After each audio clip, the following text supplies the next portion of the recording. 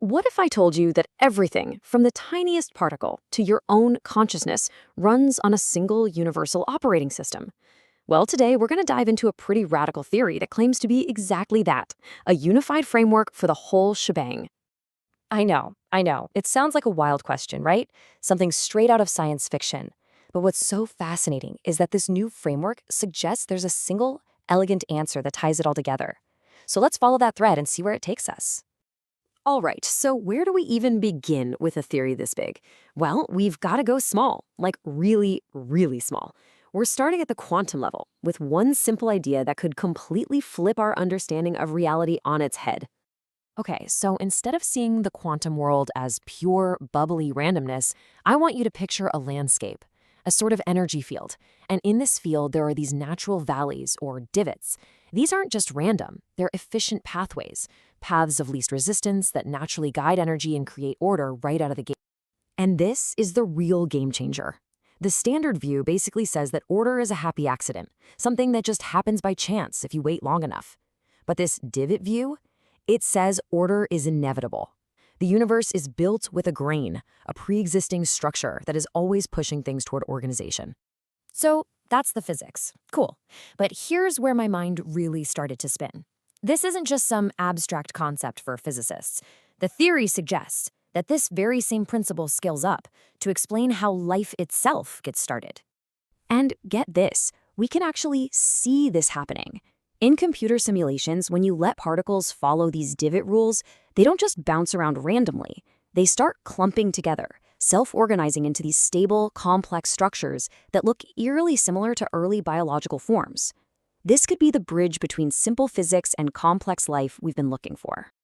Okay, but wait. If you just keep adding complexity, doesn't everything eventually just fall apart? Turn into a messy soup of noise? Well, not if you're clever about it. The secret is something called the sawtooth principle. Basically, the system lets disorder build up to a certain point, and then bam, it just dumps all that noise in a hard reset. This clears the deck and makes room for even more growth. And look, the results speak for themselves. This chart just lays it all out. The standard model, it grows for a bit, but then it gets trapped by its own noise and just flatlines. But the model that uses this entropy dumping trick, it just takes off. We're talking explosive, sustained, geometric growth. It's just a fundamentally smarter way to build something complex. All right, so we've gone from quantum foam to living cells. That's a huge leap, but the theory doesn't stop there. What happens when we apply these exact same ideas to the most complicated thing we know of, our own minds? You know that feeling, right? That gut instinct? That little voice that just knows something before you can logically piece it together? Well, what if that wasn't some kind of magic? What if it was just physics? So, how on earth do you test something like that?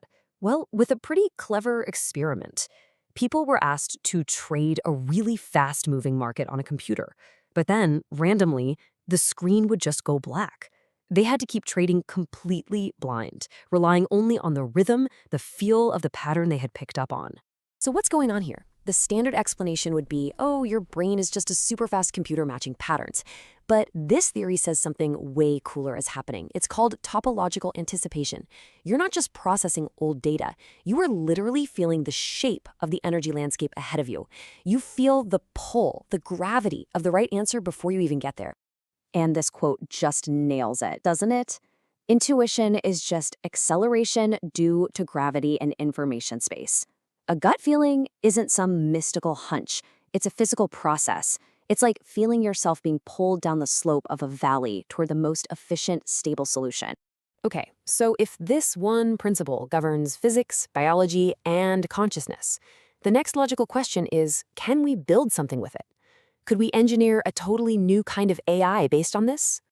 And here's the twist. Most AI today is all about maximizing rewards, right? Get the highest score, win the game.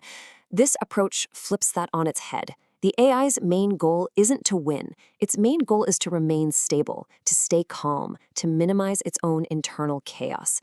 Its prime directive is to manage its own entropy. So how does it do that? Well, it's not just one static thing. It's adaptable. Think of it like having different gears. It can shift into a Sattvic mode when it needs to be super precise and focused, Or it can jump into a Rajasic mode for high-speed, active tasks. And when it's just chilling out, it can relax into a low-power Tamasic mode. It literally changes its internal state to fit the problem. All right, we've gone from the tiny to the biological to the digital. Now, let's pull the camera all the way back. I mean, all the way back. Let's see how all these pieces fit into the grand cosmic puzzle. And this right here, this is the secret sauce, the master key, scale invariance. It's a fancy term for a really simple, beautiful idea. The rules don't change. The same fundamental patterns that work for a tiny particle also work for a giant galaxy.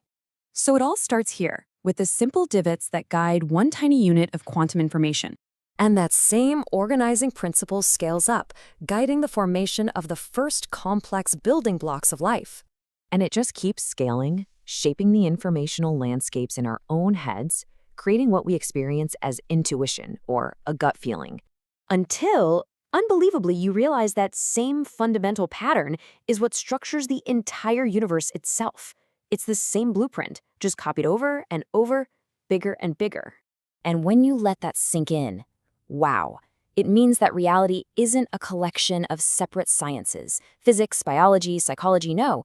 They're just different chapters of the same book, all written in the same language. One cosmic operating system for absolutely everything.